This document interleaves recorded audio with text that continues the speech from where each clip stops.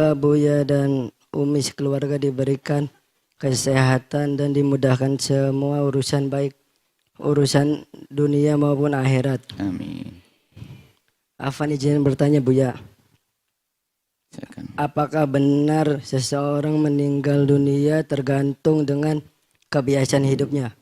Syukran Buya atas jawabannya. Assalamualaikum warahmatullahi wabarakatuh. Memang disebutkan almarhumah ta'ala ma'asya alaih. Umumnya manusia itu akan meninggal sesuai dengan cara hidupnya. Memang kita tidak tahu pungkasan hidup kita tuh kayak apa. Tapi orang cerdas itu, orang cerdas akan selalu menduga bahwa hakikat juga itu sebenarnya, bahwa kita bisa mati sewaktu-waktu. Betul tidak? Ayo coba. Mungkin kita mati sekarang? Mungkin tidak. Lagi ngobrol mati banyak kok. Besok mungkin tidak. Setiap menit berlalu mungkin kita mati di situ.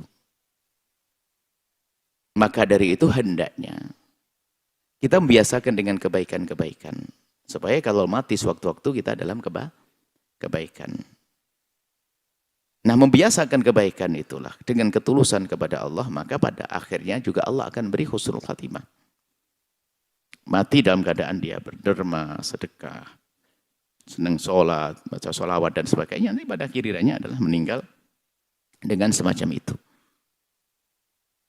Perkataan bahwasanya semua tergantung kepada pungkasan akhir kita. Kalau memang ahli surga, biarpun bermaksiat terus, ujung-ujungnya kalau tobat masuk surga kok matinya husnul khatimah. Itu betul omongan itu. Tapi tidak boleh Anda lalu berkata, ya sudah saya maksiat dulu, nanti giliran saya mau mati, saya mau tobat. Siapa yang memberitahu kalau Anda mau mati? Belum tobat, mati duluan mau apa? Ini kan repot. Maksudnya itu kita bicara tentang keagungan kuasa Allah. Semua adalah urusan Allah. Orang bisa saja bermaksiat, kemudian setelah itu dia di akhir kehidupannya Allah beri tobat, Allah beri kesadaran, lalu tobat, lalu masuk surga. Ini adalah sebetulnya seruan bagi siapapun yang bermaksiat, jangan putus asa. Segera kembali kepada Allah. Bisa jadi setelah Anda bertobat, lalu Anda kembali. Ini adalah seruan pada ahli maksiat. Di sisi lain, kan ada perkataan bahwasanya bisa saja orang berbuat baik, di ujungnya dia bermaksiat, lalu melanggar Allah, mati su'ul khatimah. Bisa juga. Itu nasihat bagi orang yang berbuat baik agar tidak sombong, maka terus waspada. Itu bahasa nasihat, jangan sok tahu tentang kematian saya, repot. Sok tahu, ya sudah, yang penting kan saya nanti mau mati, mau tobat. Belum sempat tobat, sudah nyungsep. Jadi kalau Anda orang berbuat baik, maka jagalah kebaikan Anda sampai Anda mati. Jangan sampai tiba-tiba Anda putus, kemudian na'udzubillah, lalu mati dalam keadaan su'ul khatimah. Kalau yang selalu berbuat jelek, hei hamba Allah, ada kesempatan, selagi nyawa masih di kandung badanmu, belum sampai tenggorokan, maka Allah masih mengampunimu. Segera mohon ampun, segera berkas mohon ampun. Biarpun maksiat, ujungnya adalah tobat, diampuni oleh Allah. Cuman yang nggak boleh itu sok tahu bahwasanya dia mati dalam keadaan tobat. Siapa memberitahu jam kapan matinya? Ya sudah, nanti tobat kalau sudah tua saja ya nak ya, mumpung masih muda. Kita pengen hidup masa muda kaya raya, hidup foya-foya, mati masuk surga. Entar dulu, enak aja ngomong begitu.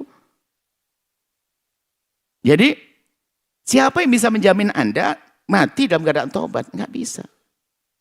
Maka menjaga iman itu penting. Biasakan dengan kebiasaan baik, sehingga kalau Anda membiasakan dengan kebiasaan baik, maka peluang husnul khotimah adalah besar sekali.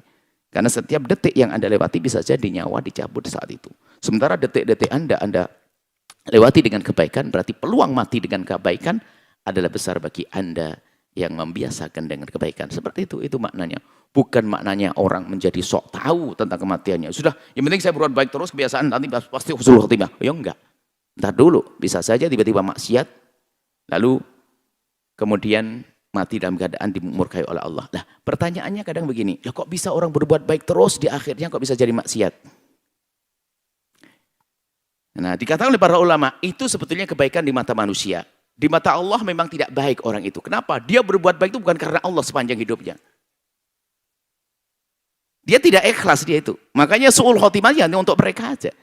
Kalau Anda ikhlas nggak akan menemui itu semuanya. Jadi kelihatan berbuat baik, sholat, ini semuanya. Tidak tulus sehingga ujungnya jelek. Cuman kita semua nggak tahu kan, maka dari itu berusaha ikhlas dalam beramal baik. Tulus karena Allah. Memperbanyak kebaikan, kalau mati husnul khotimah. Kemudian bicara tentang husnul khotimah, su'ul khotimah itu adalah begini. Kalau bicara husnul khotimah, Anda untuk memandang orang. Jangan memandang orang lain lalu mengatakan su'ul khotimah. Orang meninggal dunia dengan mukanya gelap, hitam, kemudian dalam keadaan kesakitan waktu sakaratul maut. Jangan dikatakan, aduh kasihan banget itu su'ul khotimah. Oh tidak, karena sakaratul maut yang sakit bisa saja menghapus dosanya. Adapun hitam mukanya mungkin karena adalah jantung dan sebagainya. Nggak boleh su'udon. Ilmu su'ul khotimah itu untuk diri, agar saya waspada. Bukan untuk nilai orang. Ada orang, wah ini kayaknya tanda su'ul khotimah, ini tanda husnul khotimah. Husnul khotimah boleh, husnudon. Tapi mengatakan su'ul khotimah, tidak boleh. Anda tidak tahu apa yang terjadi waktu sakaratul maut. Ingat, jangan mengatakan orang su'ul khotimah. Bahkan mungkin ada seorang mabuk, kemudian pulang tabrakan. Anda tidak tahu. Setelah mabuk pulang mungkin dia tobat, mau ngambil air wudhu, mau mandi, dan dia tobat. Lalu dia husnul khotimah kok. Jadi husnul khotimah, Anda tidak, jangan prasangka buruk kepada kematian seseorang. Selagi dia ahli iman, ahli la ilaha illallah. Kalau orang mengatakan murtad, melanggar, saya tidak percaya Nabi Muhammad, saya gini-gini mati, ya itu neraka, kafir. Seperti itu. Jadi su'ul khotimah bukan untuk nilai orang. Tapi bicara su'ul khotimah untuk kita waspada akan diri kita sendiri. Adapun husnudon tentang husnul khotimah, bisa saja. Orang kelihatannya, mohon maaf tadi dia mabuk, judi, pulang meninggal dunia, tabrakan. Nah, bisa. Mungkin sekali dia adalah, selagi dia ahli iman, tidak keluar dari keimanannya. Ya khusudan semoga waktu pulang memang dia bertobat.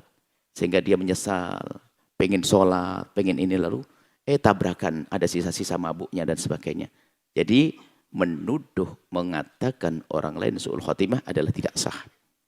Anda tidak tahu, Anda tidak ngobrol sama, Anda tidak melihat seperti malaikat, wa'abshiru bil jannati, atau yang dikatakan waktu dicabut nyawanya dipukuli oleh malaikat. Kalau orang ahli su'ul khotimah itu waktu mati dipukuli, akhriju anfusakum, keluar, tersiksa. Tapi kalau ahli surga husnul khotimah, wa'abshiru bil jannati allati kuntum tu'adun, ditampakkan surga.